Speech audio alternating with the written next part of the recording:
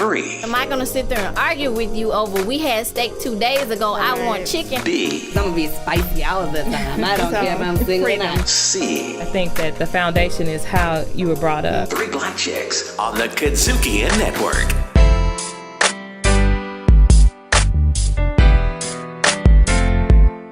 Welcome into 3BC, which stands for 3 Black Chicks. We are talking about the topic of women in business today, and I am so happy to have in the studio with us Miss Sherica Hymes, Leah Douglas Wooten, and Beverly Robertson. Now, two things we all have in common in this room: we are women, we are black, and the third thing, we are entrepreneurs. But unfortunately, so often we get hit with a lot of negative labels in the workplace. We're called catty, and that's just women in general sometimes. I mean, people like to label and say women don't get along, and then there are these stereotypes: the diva, the ice princess, the bitch, the person that, and then you have the bleeding heart, the person that is just overly sensitive in the workplace. And all of these things, they're unfair, I will first say, and they are generalized. But as women in business, how do we combat those? Because sometimes we become so, I guess, hard on others and hard on each other because we feel like we have something to prove. I know we've talked about how we have to work a little bit harder than other people sometimes.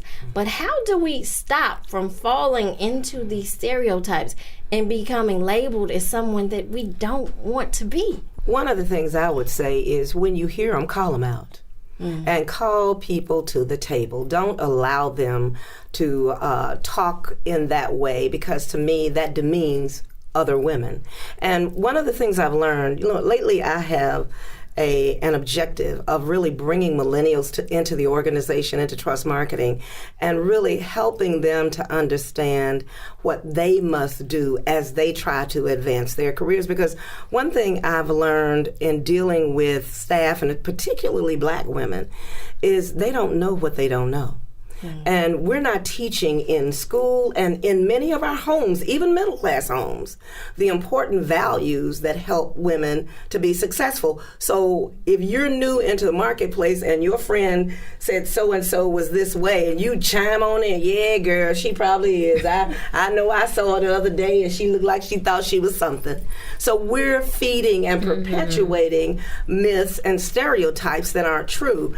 I tell people all the time, you're talking about people, but you don't know their story. You don't know what they've been through. You don't know their life. And what you need to do is take a moment out of your time and sit down, meet them, and get to know them, speak to them. And then when you speak to them, you can form your own impressions. I never take anybody else's impression as mine. I don't own that. And when I have the opportunity to, I will stop somebody and say, now, why do you say that? What do you know about that individual? Have you met them? Have you talked to them? Or are you listening to what someone else said? I don't own your mess. I've got enough mess of my own and enough challenges to deal with. So I have to cut it short, call it out, and see if in the process I can provide some guidance and direction that would be valuable and transferable for those individuals who speak things that are simply myths and stereotypes. That was rich. I'll just add a little bit to that. A couple of things. Number one, know thyself. It's one of the things that I really like to educate people on. Emotional intelligence is really necessary, but really undervalued and really largely not understood. And when I say that is, first off, if you know thyself, many of us really judge other people, but there's an old saying that I really like to quote, right, is we judge other people by what they do, but we judge ourselves by our intentions. And there is no grace in that. And so I'll say it again because I think it's worth repeating, is that we judge other people by what they do, but we judge ourselves by our intentions. So we have a lot of grace for ourselves about how we show up, but we seem to not have that much grace, particularly for women. And it's in that space of black women, but also with women in general. We are very hard on one another. And I would offer, actually, that the folks that are saying things like catty, ice princess, to all of your other points earlier, Jay, women are probably the ones that are saying that. Most men aren't really getting consumed with that. So here's what I would say. First off, show up the way that you want other women to show up. Form your own opinions, to Miss Beverly's earlier comments. And then also, I would challenge that. What do you know about her? You know, we all have bad days. Sometimes you're not showing up as the best version of yourself. I certainly am not. And you may have run across me while I was in the middle of something. I could have been going through a family trauma, or my Spanx might not feel good today. Okay? So that's real. But we got to give each other a little bit more grace and be kind. And then I tell people, get the shovel out and dig a little bit, do a little work, have a real meaningful discussion, and then you might find that things aren't actually as they seem. Miss Leah, do you want to chime in? I do. I've kind of got a different spin, and maybe I took it differently, but all of those caricatures that you mentioned, Ice Princess, Diva, Caddy, it actually depends on what day of the week that you catch me. I've been all of those people. I've been all of those people. I've been all of that before. I've got an office full of women. They've all been that before. But at the end of the day, if you sit down in front of me, I'm going to be honest and open with you. I'm in the service industry, so I have to stop and listen to each person's story. I don't ever look down on anybody as I can't. As I'm divorced, I'm a single mother. I filed 2 bankruptcies myself, so I'm not afraid of anything that you could send me or say to me. So if I'm feeling catty and you feeling catty, we're going to sit down and talk about that cattiness, and we're going to break through and get you what you need. One of the things I didn't say, though, is I think women need to learn how to stand up for each other. We got to stop. We are our own worst enemy. We've got to start standing up for one another. To your point, right? We are all showing up as different versions of ourselves, depending on what's happening in our life. And I just like to offer that, listen, we can start being each other's allies. And we can change that narrative. I'm certainly committed to being a part of the new normal where women support each other, lift up each other, and lift as we climb. Yeah. But we have to get past that. When they come, I always ask, what's going on? You need a hug? You need a cupcake? Let's get to what the problem really is. Mm-hmm. You have some man problems. We all got man problems. If we sit down and talk about it, it's going to be okay. Mm-hmm. And the thing that gets me is we tend to have these conversations not just amongst ourselves, but in mixed company. And then that further perpetuates the stereotype. Because one of the stereotypes of black women I can't stand is the loud, angry black woman. And whenever I notice that a lot of black women, sometimes we pull back in order not to continue to perpetuate that. Because we know that stereotype is out there. And even if we find other ways to verbalize that we're unhappy or we've been wronged instead of that. Interesting. ABM, angry black woman. Right. But anger is a natural human emotion. It is. I don't think we own the rights to that, do we? I don't think we do too, and it depends on if you ask for her. I've got 2 people in me. I'm a Gemini. It's Leah and Lola. So you talk to who you ask for. I have not met Lola. I don't think I want to. No, I keep Lola pressed down with chocolate and sweet thoughts. But if you call for her, she will come out. Is that like Beyonce and Sasha Fierce? Oh, yeah, I think so. Well, I have Sashay Hennessy. There's Jay Henderson, and then there's Sashay Hennessy. What does Sashay Henderson do? She does all the things that Jay Henderson won't do. That's right. What? Lola protects Leah. Lola cusses, carries a gun, and spits. Leah is a princess. Well, now, who's in you, Miss Beverly? I haven't found her yet. She hasn't revealed herself. Okay. But I'm looking for her. Because these second personalities sound wonderful. Don't they? Well, I just allow Sherica to just show up however she wants to, and it's all under one umbrella. Sherica. Me too. Well, I'm glad you don't have multiple personalities. And sometimes that may help somebody, if you have, when things hurt you, when people are not kind to you, when people decide that they want to marginalize or talk bad about you, maybe you have to reach deep down inside and get that other personality, because that other personality may be calming or it may be a cursing one. Right. But whatever it is, it allows you to be able to handle whatever it is that life throws your way. Well, so often we censor ourselves. There are times when we should speak up for ourselves and we don't, and whether it's because we're afraid to speak up for ourselves, or we're too shy to speak up for ourselves, or we don't know how. We haven't learned that skill set yet. But what I have learned in life and in business, because I was very shy in my 20s, is that a closed mouth does not get fed. And I missed opportunities because I did not know how to say, I want that, or I believe I should have that, and you have not offered it to me. And you are worth it.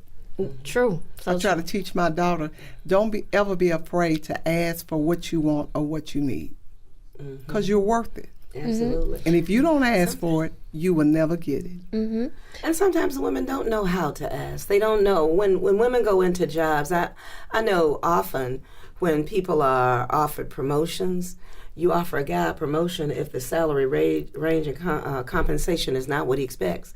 He says no. He says, well, you know, I think you ought to do a little bit better. And sometimes we're afraid because we're afraid that then they will take the offer off the table. But let me tell you, if they want you, and most of us have skills that nobody else has but us. Right. Those belong to, you know, the song, what God has for me is for me. Amen. What he has given you is yours and nobody else's. And so we need to value the strengths that we have and not be afraid to say, you know, I expected this range to be a little bit higher, and I expect more because of the scope of responsibilities that you are expecting of me. So women need to learn how to negotiate and speak up. It's not easy when sometimes you think when you speak up, somebody will give you some negatives, or they'll say no to you, or you're not sure exactly what the consequences of your actions will be. But I think we've got to learn to do that. And the thing is, the worst they can say is no. Absolutely. I mean, that is honestly the worst that they can say. Absolutely. No, we can't. Maybe we can compensate. We don't have more in the budget, but maybe we can compensate you in some other way. I mean, there are ways to get what you want. Right. See, that speaks to the HR in me and the executive coach in me, and that's one of the things that I really like to talk to people about. Number one, you have to make sure that you have the performance currency in capital. You got to be able to do what you say you could do, and you have got to be able to articulate how you add value, because at the end of the day, it's about how you add value and what's the differentiator between you and the other candidates, because I intend for you to walk away thinking you have lost if you don't secure this bag. That's number one, right? Like, you absolutely cannot get what you need done the right way, in the most dynamic way, without me on your team. So you want to, because no one wants to go to bed taking that L. And then secondly, really be able to articulate what you want. And people don't spend the time putting the components of that ask together. Do your research, understand the market value, not the value for men in this field versus women in this field. What is the market value for the role or the position that you're interviewing or asking for a promotion for? Be prepared to come to the table to discuss that ask with all the components, and be prepared for the no. Most people don't prepare for the no. You got to be prepared for the no. What is your response for the no? I got a response. You got to know I got a response. Even when you think about being a consultant and what the going rates are, you need to do some research to determine what agencies and individuals in a given profession make. What will the market bear? Sit down and counsel with someone who's been in the business before to give you a fee structure, fee for specific types of services. Make sure you don't lowball yourself, because sometimes we marginalize and minimize what it is we ought to be making. Instead of making $100 an hour, we tell them we want to make 50, or instead of 150, we go with 75 because we want the job. Yeah, but you know what? You probably could still get the job, right? Even if you valued yourself higher, because when you value yourself higher, others value you higher as well. So I think you got to put in the homework. You've got to be able to tell them what you've done that's similar and how successful you've been. Not so much the outcomes, but not so much the outcomes, outputs, but the outcomes. And a lot of times we don't understand the difference. You know, when you talk about outputs, you're just counting things. I've been in 10 jobs and said, what I need to know is, how did you impact the bottom line of an organization? If you said you had a budget of $10,000, did you generate $50,000? Because then I understand your value to my bottom line. So that's one of the things that I think we need to do as consultants. We need to do a better job of helping each other understand the things that are necessary in order for somebody to view you as added value to their company and to their organization. And if we can do that, I think we can pretty much get whatever it is we want if we're good. And if this one tells you no, go to the next one. They're not the only one. You know, we get so depressed when somebody says no to us. But guess what? The world is a big place. It's not just dependent on one person or one organization. Keep looking. You're going to find the right place for yourself. Trust me. But you've also got to have confidence. That's the other thing. You cannot go to, hey, my name is, I'm Beverly Robertson. Okay, I'm Sherica. I'm Sherica. Hi. Absolutely. I'm Jay Henderson. Yes, so ma'am. you go in with a level of confidence so that people understand you know what you're doing. Because if you don't go in that way, they're not going to feel that way about you, and they're not going to trust what it is you're saying. You know, fake it till you make it, baby. If you don't think it now, you got to act like it. Because soon you will have those things that you are seeking to achieve. You are listening to 3BC, powered by the KUDZUKIAN Network. I'm your host, Jay Henderson, and I'm here with my guests, Miss Sherica Hymes, Leah Douglas Wooten, and Beverly Robertson. 3BC, hosted by Jay Henderson, recorded at KUDZUKIAN Studios, directed, produced, recorded, and distributed by KUDZUKIAN. Hey everybody, this is Jay Henderson, the host of the all-new 3BC. If you would like to join in on today's discussion, go to our Facebook page at facebook.com/3BC and tell us what you think.